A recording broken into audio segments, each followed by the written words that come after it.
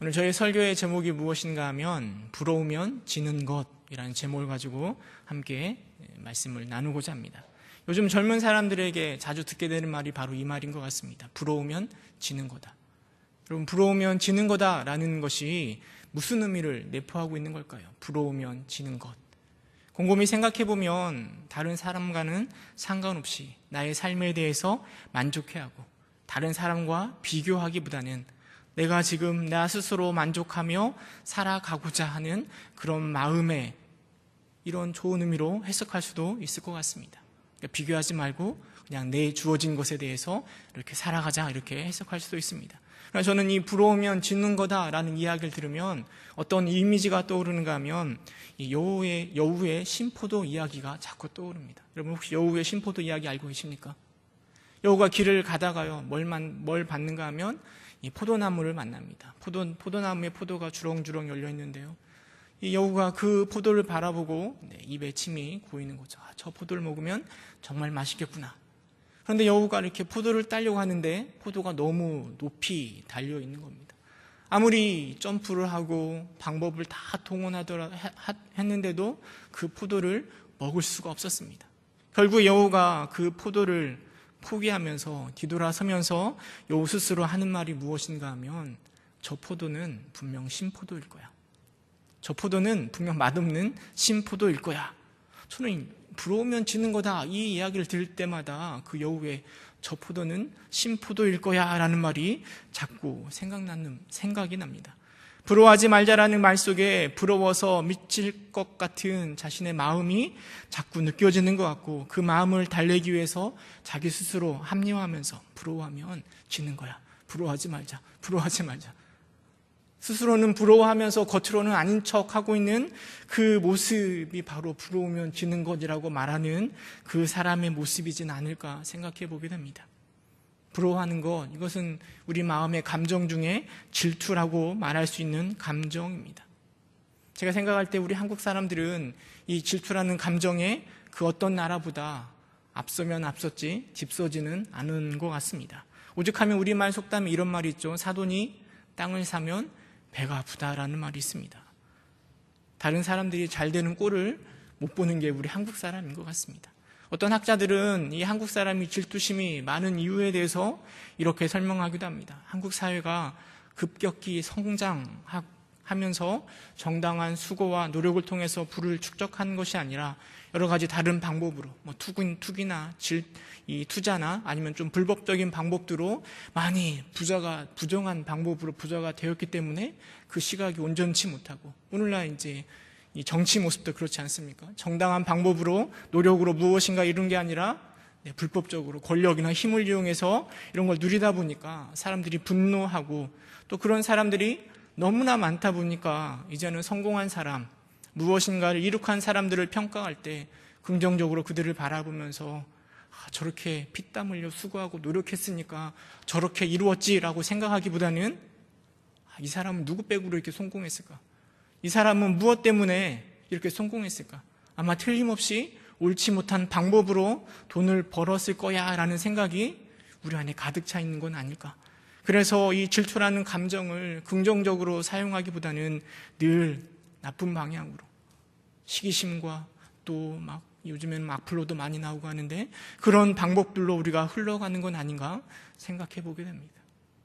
그런데 이 질투의 모습이요, 이 세상 사람, 우리 한국 사회만 가득한 게 아니라 하나님을 믿고 있는 우리들에게도 너무나 가득 차 있다라는 것입니다. 하나님을 섬기는 자들이라면 질투에서 좀 자유로울 것 같기도 한데요, 우리는 종종 이 질투라는 감정 때문에 그 신앙이 무너지고 서로를 헐뜯고 하나님을 떠나는 경우를 자주 바라보게 됩니다. 그래서 오늘 말씀을 통해서 이 질투의 문제를 어떻게 극복하고 어떻게 하면 자유할 수 있으며 또 어떻게 하면 긍정적으로 이 질투를 사용할 수 있을까 고민해보고 생각해보고자 합니다. 여러분, 성경에서 질투로 인해서 망한 사람 하면 누가 떠오르십니까? 질투 때문에 망한 사람, 가인 떠오르지 않습니까? 가인과 아벨이 하나님께 제사를 드렸습니다. 그런데 누구의 제사만 하나님 받으셨죠? 아벨의 제사만 받으셨습니다. 가인의 입장에서는, 첫째인 가인의 입장에서는 그 사실을 감당할 수가 없습니다. 아벨을 향한 질투가 날로 날로 커져갑니다.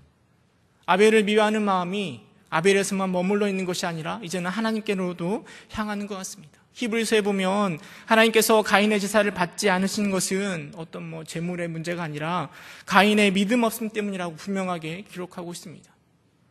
그러나 가인은 자신의 모습을 바라보고 자신의 잘못된 점을 생각하기보다는 무조건 아벨을 향하여 질투의 마음을 품고, 그리고 그걸 가지고 아벨을 어떻게 해보고자 하는 생각까지 품게 됩니다. 하나님은 그런 가인의 모습을 아시고 가인에게 말씀하십니다. 죄가 문 앞에 엎드리니 죄를 다스리라 라고 말씀하셨습니다. 그러나 가인은 기어코 아벨을 들로 불러내어서 돌로 쳐 죽였습니다. 이 살인은 하나님이 벌써 조심하라, 경계하라 말씀하셨음에도 불구하고 질투를 제대로 다스리지 못한 결과라 말할 수 있습니다. 여러분들은 어떠십니까? 여러분들은 이런 질투에서 자유로우십니까? 만약에 여러분들이 가인이라고 한다면 가인 입장에서는 어떻게 행동하시겠습니까? 사실 사람이라면 누구나 질투의 감정을 안 가질 수가 없는 것 같습니다. 왜냐하면 하나님도 질투하는 하나님이라고 성경에 기록되어 있고, 하나님 형상을 따라 지음받은 우리 가운데 질투가 없을 수는 없는 것 같습니다. 근데 문제는 무엇인가 하면 질투라는 감정을 얼마나 잘 처리하고 잘 다스리는가, 이것이 문제이지 않겠습니까? 오히려 질투라는 감정을 느끼지 않는 것이 더 큰 문제인 것 같습니다. 어떤 사람이 이성에 대해서 질투심을 느낀다라는 것은, 그것은 무엇을 의미하는가 하면 그 이성에 대해서 관심이 있고 그 이성에 대해서 무엇인가 어떤 다른 생각을 품고 있다라는 것을 의미하기도 합니다. 사랑하는 사이일수록, 더 많이 사랑할수록 더 많은 질투심을 느끼는 건 너무나 당연합니다. 그런데 만약에 이 질투심이 없다면 그것은 그만큼 무관심하고 나랑 상관이 없고 신경 쓰기도 싫은 상황 속에서 질투심이 생기지 않는 것입니다. 여러분, 하나님과의 관계도 마찬가지라 생각되어집니다. 여러분, 혹시 신앙생활하면서 영적인 질투심이 없다, 달리 말하면 그것은 하나님에 대해서 관심이 없는 결과라고 말할 수 있습니다. 누군가가 하나님께 더 찬양을 드리고 누군가가 더 귀히 쓰임받고 어떤 재능을 통해서 하나님께 영광을 돌리는 모습을 바라볼 때, 우리가 하나님을 정말 사랑하고 하나님께 영광 돌리기 원한다면 우리 안에 때로는 그 질투심이 생길 수도 있는 것입니다. 아니, 질투심이 생길 수밖에 없는 것 같습니다. 근데 중요한 건 그 질투심을 어떻게 긍정적으로 잘 우리 안에 적용하고 활용하고 관리할 수 있는가, 이게 문제입니다. 저는 이 질투를 어떻게 하면 더 잘 활용할 수 있을까, 그 방법을 이 갈렙에서 한번 생각해 보고자 합니다. 여러분, 갈렙 하면 또 떠오르는 사람 한 사람이 있습니다. 누굴까요? 갈렙과, 아시면서 이렇게 오늘 저 하시는 거죠? 갈렙과 여호수아입니다. 여호수아와 갈렙은 늘 성경에 함께 기록되어 있는 인물인 것 같습니다. 광야길을 건너서 가나안으로 들어갈 때 가데스 바네아라는 곳에서 12명의 정탐꾼을 보냅니다. 그 중에 유다 지파의 대표로 나갔던 사람이 갈렙이고 에브라임 지파로 나갔던 사람이 바로 여호수아입니다. 10명의 정탐꾼은 우리는 불가능하다, 우리는 메뚜기에 불과하다라고 이야기했을 때 두 사람은 아니다, 우리의 밥이다, 우리가 가서 이길 수 있다라고 긍정적으로 대답한 사람이 여호수아와 갈렙입니다. 출애굽에 뺐던 처음 1세대들은 아무도 가나안 땅에 들어가지 못했습니다. 40년 동안 광야를 방황하면서 다 죽어갔지만 누구만 들어갔는가 하면 갈렙과 여호수아만 들어갔습니다. 모세도 못 들어갔는데 여호수아와 갈렙은 그 땅에 들어갔습니다. 가나안 땅에 들어간 유일한 두 사람입니다. 여러분, 그 두 사람이 40년 광야길을 함께 걸어갔을 텐데요, 두 사람의 관계는 어땠을까요? 두 사람의 관계, 서로 모른 척하고 살아갔을까요?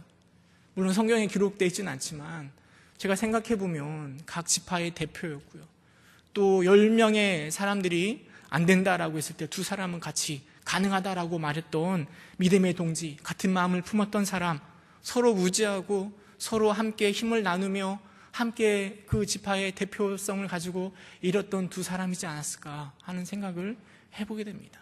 뿐만 아니라 이 두 사람은 늘 비교의 대상이지 않았겠습니까? 사람들의 입장에서 보면, 사람들의 이스라엘 백성들의 눈에서 보면 이 갈렙과 여호수아는 늘 서로 비교의 대상이 되었을 것 같습니다. 어떤 사람이 더 잘하는지, 누구의 성격은 어떤지, 누가 어떻게 힘이 센지, 얼마나 믿음이 좋은지 늘 비교의 대상이 됐을 것 같습니다.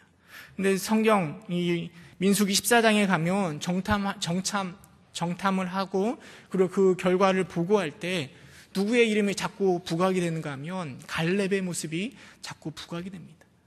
10명의 사람들이 불가능합니다. 가나안 땅 들어가봤자 우리는 메뚜기에 지나지 않습니다 라고 말했을 때 민수기 13장 30절에 보면 갈렙이 이야기합니다. 여호수아와 갈렙이 들어갈 수 있다라고 이야기했는데 거기에서 보면 갈렙이 하나님 앞에, 이 사람들 앞에 이야기합니다. 우리가 올라가서 그 땅을 취하자, 능히 이기리라 라고 말한 사람은 갈렙이었습니다. 여호수아는 거기에 대해서 말하지 않습니다. 그리고 이 갈렙의 당당한 이 이야기를 들은 하나님께서 민수기 14장 23절, 24절에 보면 이렇게 기록하고 있습니다. 우리 함께 읽어볼까요? 민수기 14장 23절, 24절 함께 읽겠습니다. 시작.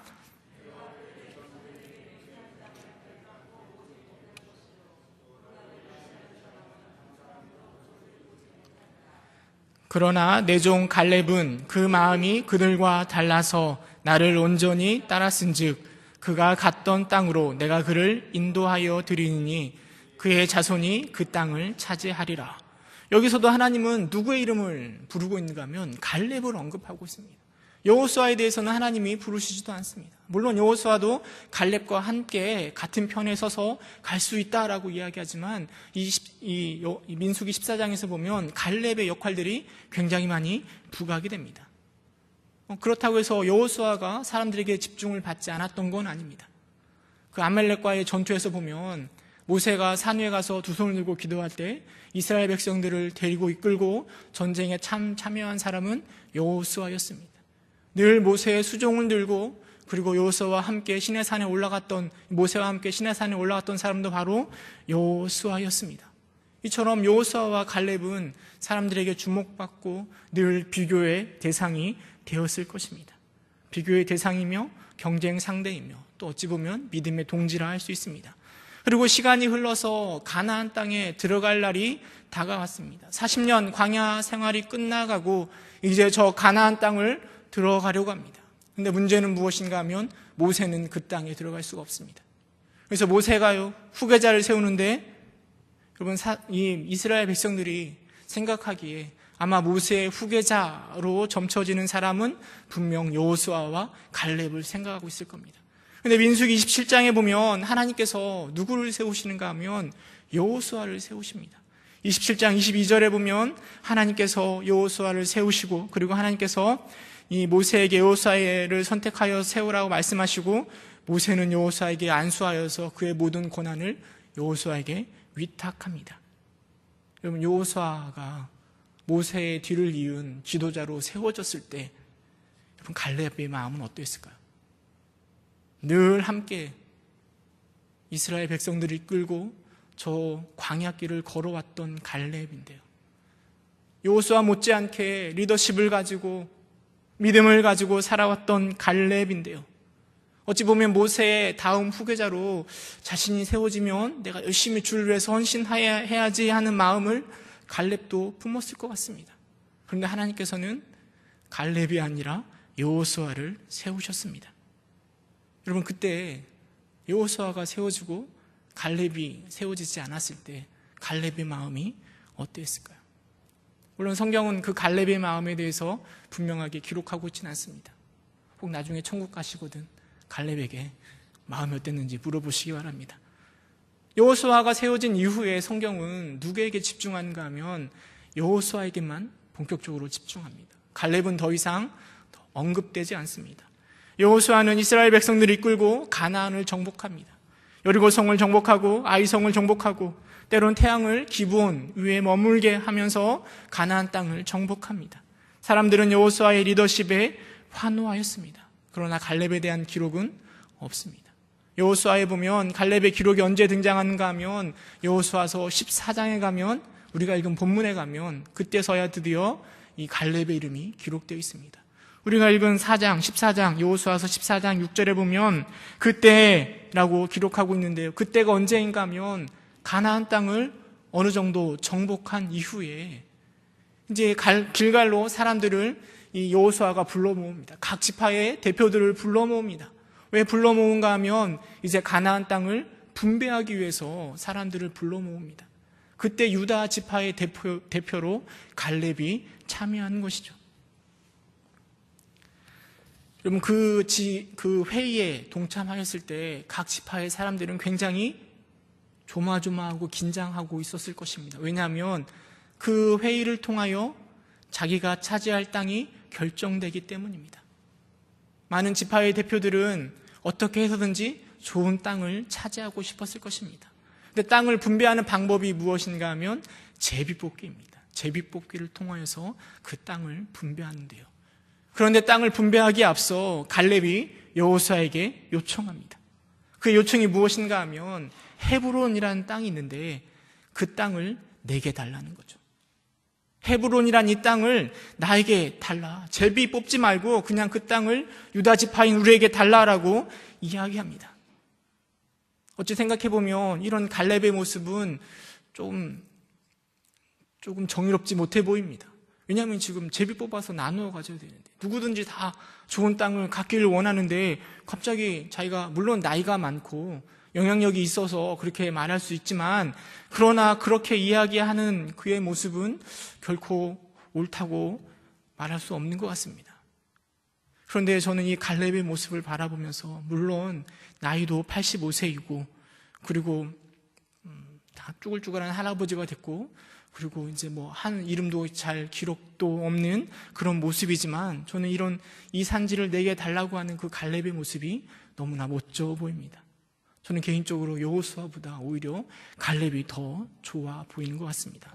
왜냐하면 그가 요청하는 그 땅, 헤브론 땅은 아직 정복되지 않은 땅이고 철갑 기병이 그 땅을 두르고 있고 아낙 사람들이 지키고 있는 정복하기 힘든 땅입니다. 다른 사람들조차도 그 땅 차지하기를 꺼려하고 있는데 그런데 지금 나이가 비록 85세이지만 지금 그 땅을 달라라고 요청하는 그 갈렙에게서는요 좋은 땅을 차지하기 위해서 또 여호수아를 향한 그런 질투의 모습이 그런 질투의 냄새가 나기보다는 패기와 확신으로 가득 찬 믿음의 향기만 갈렙에서 나는 것 같습니다. 곰곰이 생각해 봤습니다. 제가 만약에 갈렙이었다면 그래서 그 땅을 분배하려고 할 때 나는 어떻게 행동했을까?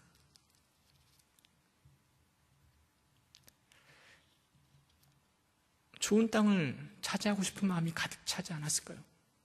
나이도 지금 그 이스라엘 백성 중에 여호수아와 갈렙 두 사람이 나이가 제일 많은 사람이고 여호수아는 리더이고 또 갈렙은 여호수아랑 이렇게 같이 했던 사람이기 때문에 얼마든지 좋은 땅을 달라라고 요구할 수도 있을 것 같기도 합니다.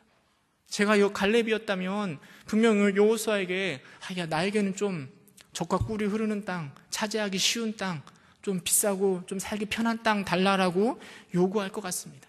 아니 그 땅을 나누는 그 회의에 가기도 전에 여호수아에 향한 질투 때문에 굉장히 마음이 힘들었을 것 같습니다.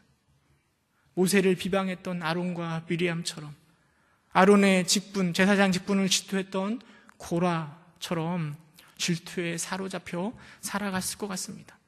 그러나 성경은 갈렙에 대해서 기록할 때 그런 질투의 모습을 전혀 기록하고 있지 않습니다. 14장에서는 갈렙의 간절한 자신의 모습, 그 이야기, 그 살아온 모습이 어떠했는지를 분명하게 우리에게 보여주고 있는 것 같습니다. 그리고 이 갈렙의 고백 중에 우리가 가장 좋아하는 구절이 12절 말씀입니다. 함께 12절 말씀 읽어보도록 하겠습니다. 14장 12절 시작. 그날에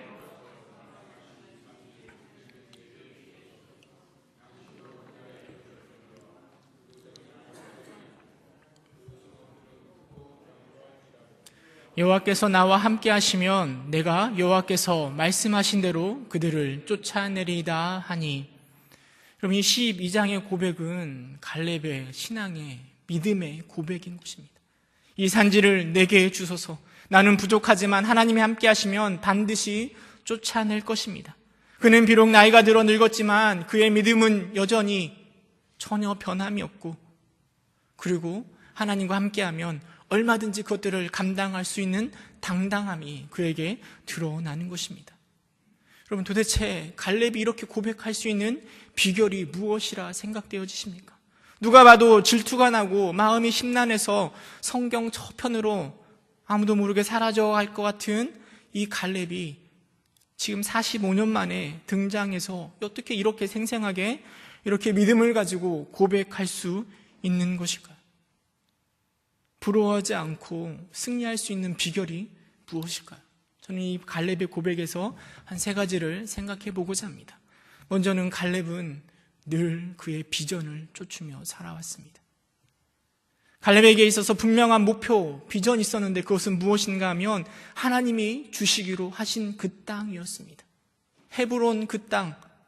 성경에 보면, 우리 9절에 보면 이렇게 기록되어 있습니다. 그날에 모세가 맹세하여 이르되 내가 내 하나님 여호와께 충성하였은즉 내가 발로 밟은 땅은 영원히 너와 내 집에 내 자손의 기업이 되리라.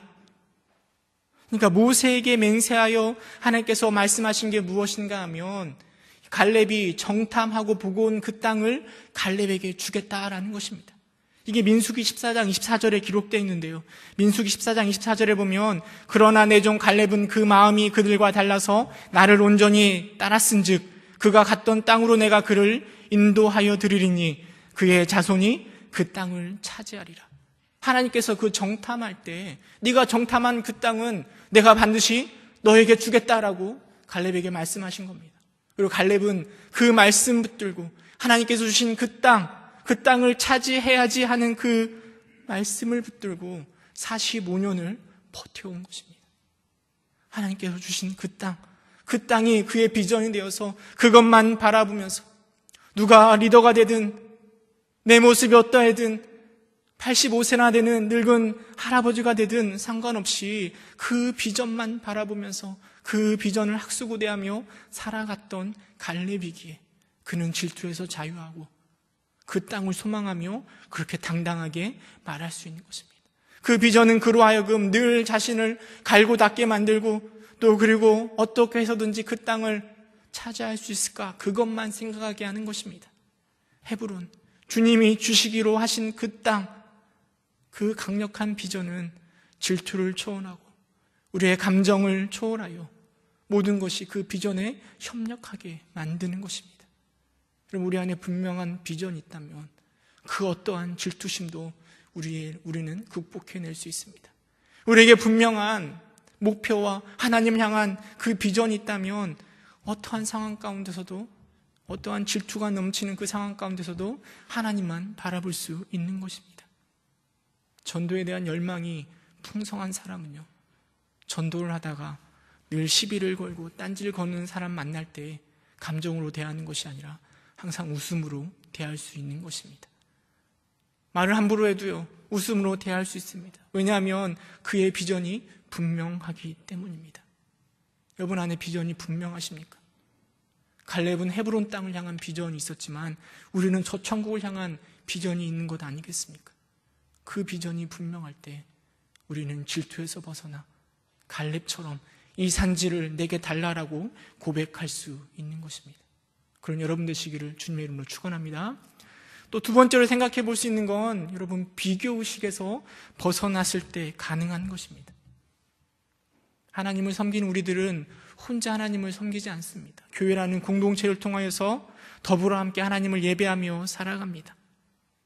그런데요, 이 공동체를 파괴하는 주범이 무엇인가 하면 바로 비교의식입니다. 비교는 결국 우리를 더 질투의 화신으로 만들어갑니다. 한 목사님이 청년들을 상담하는데요, 대학교에 들어간 청년들을 상담하는데요, 지방에 있는 대학교를 들어간 학생에게 물어봤습니다. 대학에 다니니까 행복하지? 그런데 그 청년이 뭐라고 대답했는가 하면 대학에 다니면 뭐예요? 지방대학교인데. 그렇게 말했다라는 거죠. 그 목사님이 이번에는 서울에 있는 대학교를 다니는 청년에게 물어봤습니다. 서울에 있는 대학교 다니니까 행복하지? 그런데 그 청년이 뭐라고 했을까요? 서울에 있는 학교면 뭐예요? 스카이대도 아닌데. 그렇게 말했다는 거죠. 여러분, 스카이대에 다니는 학생에게 물어보면 뭐라고 대답할까요?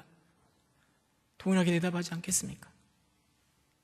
여러분, 비교의식이라는 것은 우리를 얼마나 불행하게 만든지 모르겠습니다. 우리가 처한 상태에서 한 단계만 올라가면 정말 행복할 것이라고 생각하지만 막상 그 한 단계 위로 올라가면 우리는 또 다른 단계가 있음을 이렇게 발견하게 됩니다. 비교의식은 우리로 끊임없이 경쟁으로 몰아가고 있지만 쉴 새 없이 우리를 피곤하게 하지만 여러분, 그러나 우리는 그 비교의식 가운데, 그런 삶 가운데 결코 행복을 누릴 수 없습니다. 비교의식은 우리 가운데 너무나 만연해 있지만 우리는 그 피해가 얼마나 심각한지 잘 깨닫지 못하는 것 같습니다. 나보다 좀 더 큰 집, 좀 더 큰 차, 좀 더 좋은 학벌, 좀 더 능력 있는 모습, 좋은 직장, 그것을 위해서 늘 끊임없이 애를 씁니다. 그러나 그 어떤 사람도 그런 비교 속에서 행복을 찾는 사람은 아무도 없습니다. 오히려 질투의 늪에 빠지기 십상입니다. 왜냐하면 우리보다 더 많이 가진 사람은 우리는 항상 만나게 되기 때문입니다. 그래서 어떤 사람은 이렇게 말합니다. 비교의식이야말로 이 시대의 사탄이 우리의 영혼을 압사시키는 가장 강력한 무기라고 이야기합니다. 여러분, 갈렙은 여호수아와 자신을 비교했을까요? 어떻게 생각하십니까? 비교했을까요? 비교하지 않았을까요? 비교는 바라보는 순간 비교가 되니까 어쩔 수 없을 거라 생각되어집니다. 그러나 갈렙은 그 비교 가운데 거기에 함몰되지 않은 것 같습니다. 거기를 부러워하지 않은 것 같습니다. 만약에 갈렙이 여호수아를 비교하고 부러워했다면 우리가 읽은 본문에 갈렙을 만날 수 없었을 것입니다. 생각해 보시기 바랍니다. 나이가 85세인데 젊은이들과 비교했다면, 다른 어떤 지파와 비교했다면 그 자리에 갈 수조차 없었을 것입니다. 자신이 차지하게 될 그 헤브론 땅이 아직 정복되지도 않은 아낙 사람이 살고 있는 그 땅이라고 생각하고 다른 땅과 비교하였다면 그 마음에 큰 어려움이 있을 것입니다. 여호수아와 비교하였다라면 그 자존심 때문에 그 회의 자리에 가는 것조차 꺼려했을지도 모르겠습니다. 그러나 갈렙은 그것에 상관하지 않습니다. 그 회의에 나아가서 당당하게 이 산지를 내게 달라라고 이야기합니다. 비교하기보다는 환경을 바라보면서 비교하기보다는 누구를 바라보는가 하면 하나님만 바라보는 것입니다. 이것이 바로 질투에서 자유할 수 있는 세 번째 비결입니다. 갈렙은 늘 하나님을 기대하였습니다. 다른 것을 바라보는 것이 아니라 하나님만 기대하며 살아갔습니다. 여러분, 14장 12절 한번 곰곰이 바라보면 85세이고 그 성읍은 강할지라도 얼마든지 차지할 수 있다라고 말합니다. 그런데 그 이유가 무엇인가 하면 여호와께서 나와 함께 하시면 내가 여호와께서 말씀하신 대로 그들을 쫓아내리라 라고 분명하게 기록하고 있습니다. 갈렙의 소망은 자기 자신에게서 나오는 소망이 아닙니다. 자신의 능력 가운데 나오는 소망이 아니라 바로 하나님이 동행하시면, 하나님이 함께 하시면 그 땅이 어떤 땅이더라도 나는 얼마든지 차지할 수 있다라고 말하고 있는 것입니다.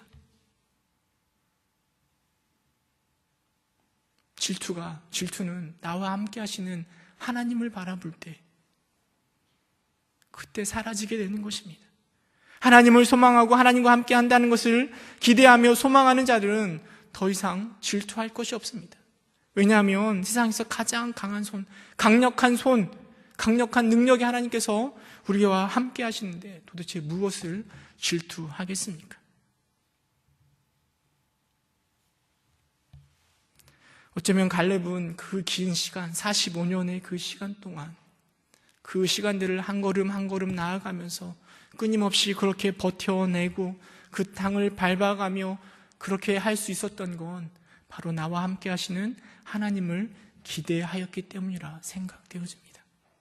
그럼 우리가 이 갈렙처럼 비전을 붙들고 비교하기보다는 하나님을 기대하며 소망하며 살아갈 때 우리는 부러워하지 않고 승리할 수 있는 것입니다. 그런 여러분 되시기를 주님의 이름으로 축원합니다. 지난주에 제가 TV를 봤는데요. 지난주 토요일이었나요? 무한도전 혹시 보셨나요? 무한도전을 보니까 역사, 힙합 이렇게 그런 프로젝트를 진행하더라고요. 이게 무슨 프로젝트인가 하면 그 역사의 그런 내용들을 랩으로 해가지고 노래를 만드는 프로젝트더라고요. 그래서 이제 그런 가사를 쓰기 전에, 힙합의 가사를 쓰기 전에 어떤 이 역사 선생님이 나오셔서 이 무한도전 멤버들에게 이 역사에 대한 강의를 하는 모습이 이렇게 방영됐습니다. 그 누구의 이야기였는가 하면 우리나라를 위해서 목숨 바쳐 힘 바쳐 살아온 사람들의 이야기를 들려주더라고요. 혹시 보셨나요? 네, 세종대왕 이야기도 해주시고 또 이순신 장군 이야기, 3.1절 운동 때 만세를 부른 유관순 열사, 또 독도를 지킨 안용복 선생님, 또 윤동주 시인, 그리고 또 도시락 폭탄을 던진 윤봉길 의사, 그 이야기를 해주시는데요. 정말 이 조그마하고 보잘것없는 우리 한국을 위하여, 대한민국을 위하여서 목숨 아까워하지 않고 자신의 삶을 들여서 투쟁했던 그 사랑했던 그 사람들의 모습, 그 이야기를 들을 때 마음이 찡하더라고요. 유관순 열사가 순교했을 때, 돌아가셨을 때가 19살이었고, 윤봉길 의사가 도시락 폭탄을 던졌을 때가, 그때가 25살이었다, 그렇게 이야기하는데. 그런데 그 이야기를 들으면서 제 안에 어떤 생각이 들었는가 하면 너무나 초라한 제 자신의 모습을 이렇게 바라보게 되는 것 같습니다. 어찌 보면 이 지구상 가운데 정말 조그만 나라 아니겠습니까? 대한민국이라는 나라가. 근데 그 나라를 위해서 그 나라를 한번 세워보겠다고, 바른 길로 가보게 하겠다고 그렇게 누구도 알아주지 않지만 마음 바쳐, 목숨 바쳐 살아간 사람들이 있는데, 근데 우리는 누구를 소망하는 사람들입니까? 그 한국과는 비교할 수 없는 천국을 소망하면서 살아가는 사람들이 우리 아닙니까? 그런데 우리는 그 천국을 소망하면서 살아가면서도 그 천국을 위하여 나를 누리고 이 갈렙처럼 비전을 가지고 살아가는 것이 아니라 늘 비교의식 가운데 살아가는 저의 모습이 참 한탄스럽게 느껴지더라고요. 도대체 천국을 위해서 살아가는 나는 오늘 무엇을 하고 있는가?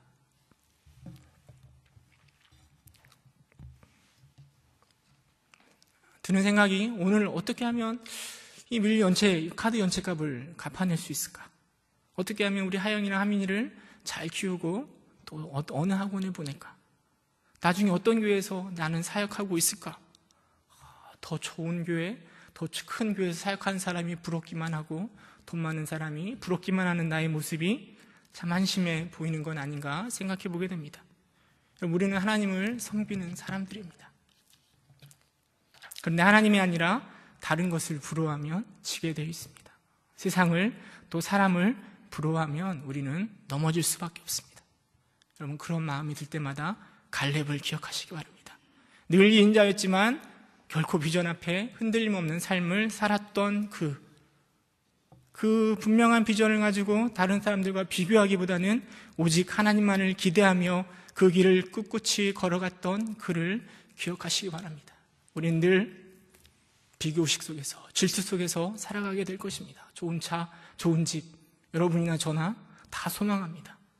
그러나 그런 것들이 날 요동치게 할 때마다 그런 것이 부러워하는 것이 아니라 이 산지를 내게 달라고 하였던 그 갈렙의 신앙을 부러워하며 승리하시는 여러분 되시기를 주님의 이름으로 축원합니다. 기도하겠습니다. 은혜가 풍성하신 하나님, 질투에 빠지고 비교의식에 빠져 제대로 하나님을 섬기지 못하는 우리의 모습을 바라보게 됩니다. 하나님, 우리가 늘 주님 소망하며 살아간다라고 고백은 하지만 하나님, 우리 마음 가운데 여전히 세상의 것이 부럽고 다른 것들이 부러워, 하나님 부러우면 지는 거다라고 늘 스스로 다짐하고만 있지는 않습니까? 하나님, 우리가 갈렙과 같은 마음으로 주님 섬길 수 있도록 주님 인도하여 주옵소서. 늘 여호수아와 비교되지만 그러나 그 비교를 뛰어넘어, 질투를 뛰어넘어 이 산지를 내게 달라고 고백하였던 그 갈렙의 모습이 우리의 모습 될 수 있도록 주님께서 인도하여 주옵소서. 예수님의 이름으로 기도드립니다.